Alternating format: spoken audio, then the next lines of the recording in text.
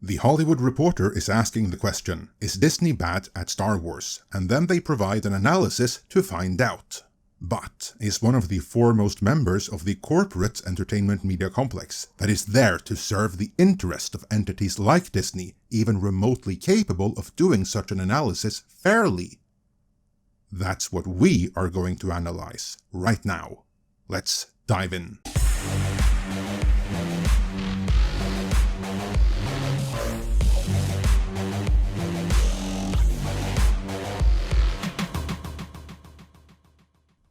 The byline reads, high budgets, scrapped projects, fan backlash. It's been 12 years since Disney bought Star Wars, and its galaxy far, far away arguably has too many broken toys. Which is followed up with, there's an exchange in Star Wars The Force Awakens when Rey and Finn are fleeing from stormtroopers and searching for a way to escape. Rey spots the legendary Millennium Falcon, declares it looks like garbage, and then quickly reconsiders. The garbage will do. Increasingly, that's the attitude some fans have about Disney's Star Wars programming. Look, we all know this isn't fantastic anymore, but Star Wars is still Star Wars, and therefore it will do. Oh, will it now? Is that why Star Wars Outlaws is helping sink Ubisoft? Is that why Hasbro reportedly wants out of their Star Wars contract? Is that why The Acolyte got cancelled, and why there hasn't been a Star Wars movie for 5 years? Good thing they hedged by saying some fans, because the vast majority of the fanbase is simply gone. Still, the Hollywood Reporter must have worried that they were too harsh with Disney here, because they tried to make things right again in the next sentence. To be fair, Disney Star Wars shows and movies remain far from space junk. Their titles typically get glowing reviews from critics and generate box office returns and streaming ratings that other studios would envy, though at a high cost. Except, of course, there hasn't been any Star Wars box office returns in 5 years. The streaming ratings are worse and worse for each new series, and The Acolyte even fell out of the top 10. And that critics of questionable integrity pile on positive review bomb after positive review bomb really doesn't help when the audience hates what the critics purports to love. So far, I'd say the Hollywood Reporter are failing pretty miserably in their analysis, and it hasn't even started yet. Jumping forward a bit, they do start, after summarizing what has been released and acknowledging that things could have been better. It raises a question, is Disney kind of bad at Star Wars? Or is this a case where a very high bar for success combined with a passionate fandom's gripes tend to obscure what is otherwise a hugely popular and lucrative franchise?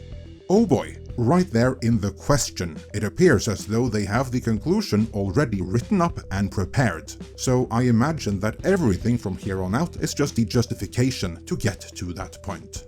But let's give them a chance. First up, they address the movies, even using the quote, "Let the past die, kill it if you have to." Let's see if they will address the problems with that quote and the context in which it was used. After buying Lucasfilm from George Lucas in 2012, Disney relaunched Star Wars as a franchise trilogy in 2015 with director J.J. Abrams' The Force Awakens. The film was an absolute blockbuster, yet surprisingly, and as it turned out, problematically, the studio did not have a firm creative plan for the next 2 films, at least not one that was followed. Rian Johnson's 2017 sequel, The Last Jedi, took the story in a different direction that many loved and many didn't. No, the correct answer is that some liked it, most hated it. Then Abrams returned with 2019's The Rise of Skywalker and tried to push the narrative closer to his original intentions. Comedians learn in improv class to always say yes and to any idea introduced during a show, no matter how challenging. The studio and Abrams' reaction to The Last Jedi was more like, no, actually, Rey is a nobody. No, she's a Palpatine.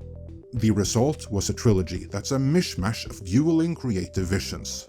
All of that is in and of itself correct, but of course they forgot to mention how Kathleen Kennedy signed off on burying Star Wars as the audience knew it, up to and including The Force Awakens. Meaning the third movie of the sequel trilogy had nowhere to go, as Kennedy had allowed Rian Johnson to close off all storylines in Part 2. The Hollywood Reporter do, however, acknowledge the sinking box office, so there's that. Force made an extraordinary $2 billion worldwide, Jedi dropped sharply to a still huge $1.3 billion, and then Skywalker made $1 billion, which is, still $1 billion. These are incredible numbers for any film, but they were going the wrong way. When the third entry in your trilogy launching a new franchise sells half as many tickets as the first, you probably made a wrong turn somewhere. Well, kudos to The Hollywood Reporter for at the very least seeing that. They then acknowledged that Solo lost money, and a million different movie projects were announced since and none came to fruition, and that there's a very good chance that those purported to be in development right now will never happen either. And you'd think that alone should answer the question about whether or not Disney is bad at Star Wars pretty conclusively. But instead, The Hollywood Reporter says, "The charitable read is that Star Wars movies should be very special and the studio is determined to get them right. Even if they haven't so far. So things obviously aren't great. The Hollywood Reporter just can't admit how bad they really are." They then move on to Disney Plus and how awesome The Mandalorian started, and without once acknowledging the fighting of Gina Carano and how that ruined everything. Instead, they pretend that things just started going wrong for no reason at all. From The Mandalorian came 2021 spin-off The Book of Boba Fett, which is where some problems with the franchise's TV efforts first emerged. So much about this brief effort was weirdly clunky. 2 Mandalorian episodes were inexplicably sandwiched into the show's 7, and they felt like a band-aid effort to repair a struggling show. Actually, there was nothing inexplicable about it at all. It was because of the firing of Gina Carano. The one that this very publication neglected to mention. That firing directly led to the cancellation of Rangers of the New Republic, which was centered around Cara Dune, and in a subplot, Mando and Grogu would have been reunited. Since that series was now done for, that storyline had to be moved elsewhere. Again, I'm not really impressed with The Hollywood Reporter here. They then proceed to go through the rest of the Disney Plus series without acknowledging the problems fans had with a single one of them, just that they didn't perform, until we get to The Acolyte. Then The Hollywood Reporter remarks, "The Acolyte received largely positive critic reviews, 78% on Rotten Tomatoes, and sparked a raging culture war battle that once again exposed the ugly side of online fandom." No, what The Acolyte exposed was the ugly side of Disney's creatives and the corruption of the entertainment media complex. As I often say, it's not the fans who are toxic, it's the creatives. They are the ones who make this divisive content that is universally rejected by everyone worldwide, and that toxic, divisive content is what has driven the Star Wars brand into the ground. The Hollywood Reporter even reluctantly has to admit, The Acolyte's backlash and criticism is difficult to parse, as many fans detail their creative objections to the show's storytelling and its bold take on Jedi lore. Quote, "Just because we didn't like this doesn't mean we're racist," unquote, basically.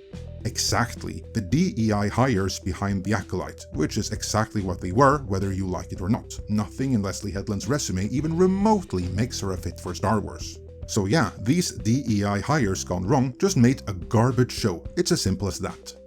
But The Hollywood Reporter has a narrative to protect, so they quickly add, some other Acolyte bashers were, well, clearly racist. They make this claim without producing a single receipt, of course, it's just supposed to be self-evident.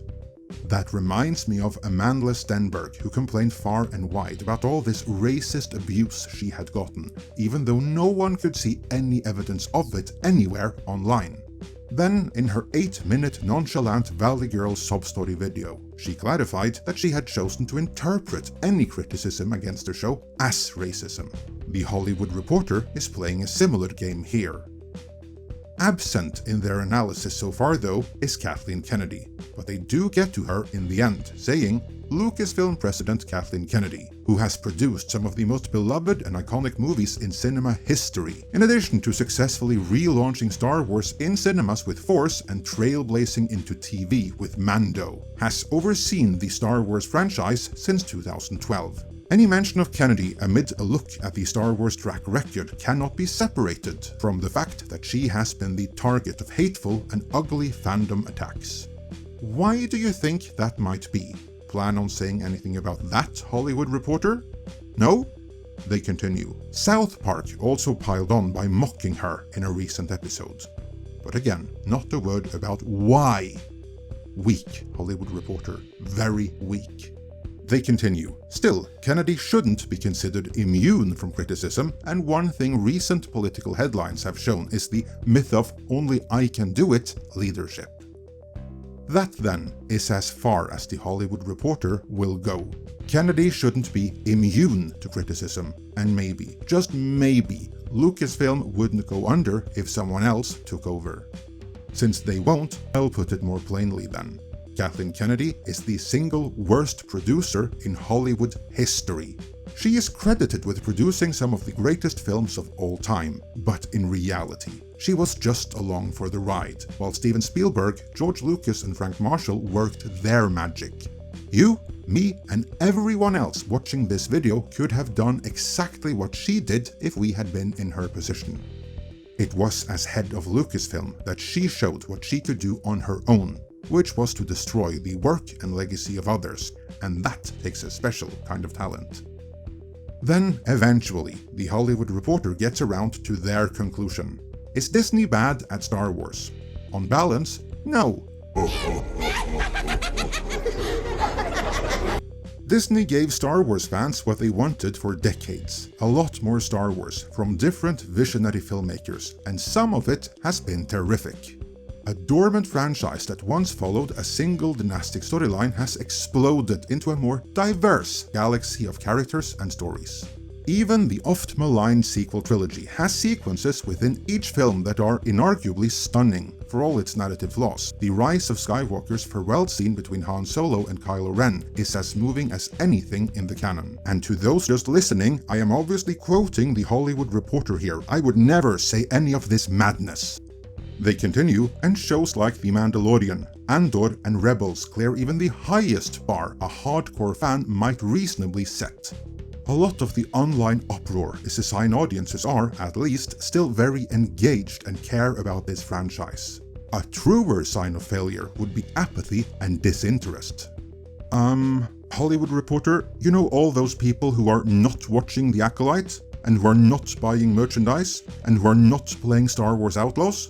Well, there's your apathy and your disinterest. That is what Kennedy has done. The passionate fans are gone.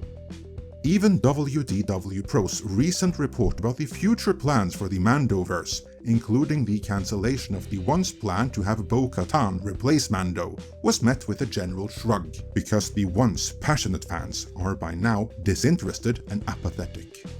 That is why I'm not optimistic on Skeleton Crew's behalf. That series might very well be good, but too many of the fans have moved on that it matters, and the Hollywood Reporter would appear to be completely oblivious to that. So, concluding my analysis of the Hollywood Reporter's analysis, the answer is no. This corporate entertainment media complex outlet wasn't remotely capable of conducting a fair analysis where Disney is concerned.